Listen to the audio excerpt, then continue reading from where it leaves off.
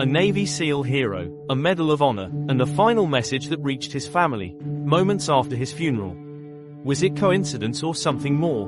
Michael Patrick Murphy was born on May 7, 1976, in Smithtown, New York. From a young age, he showed loyalty, kindness, and determination. Those who knew him described him as a protector of others, someone who naturally stood up for what was right. As he grew older, that sense of duty became a calling. After studying political science at Penn State, Michael chose the hardest path of all. He set his sights on becoming a U.S. Navy SEAL. The training was brutal, many who attempted it failed. But Michael persevered, pushing his body and mind through exhaustion, cold water, and endless drills. When he finally earned the SEAL Trident, he proved that he belonged to one of the most elite military forces in the world. Among his brothers, he was known as Murph, a leader respected for both his toughness and his heart. In June 2005, Michael and his SEAL team deployed to the mountains of Afghanistan during Operation Red Wings. Their mission was to find a dangerous Taliban commander, but fate intervened. A group of goat herders accidentally discovered their position. Michael, guided by his principles, decided to release them rather than take their lives. Hours later, his team was surrounded by more than 100 Taliban fighters.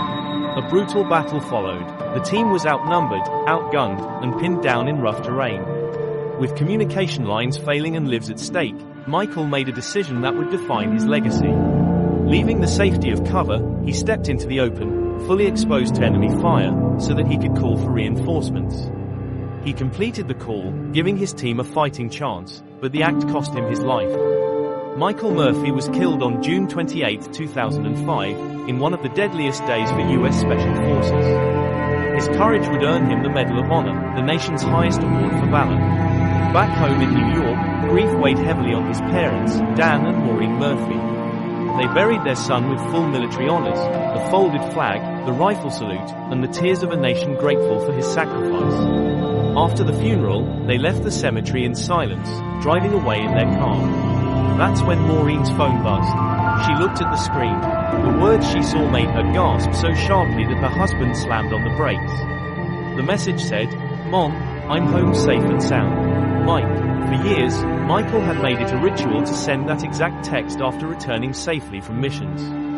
It was his way of letting his mother know she could finally breathe again, that her son was safe. But this time, the message arrived minutes after his burial. Technically, it may have been a delayed text, something stuck in the network from a previous deployment that only delivered much later. But for his grieving parents, it was no accident. It was a sign. To them, it was Michael's final reassurance, his way of saying that his last journey was complete, and that he had finally made it home. Today, Michael Murphy's legacy lives on. His name is honored through the USS Michael Murphy, a Navy destroyer that sails with his spirit. Every Memorial Day, thousands take on the Murph workout in his memory, pushing themselves in sweat and pain to honor the man who gave his life for others.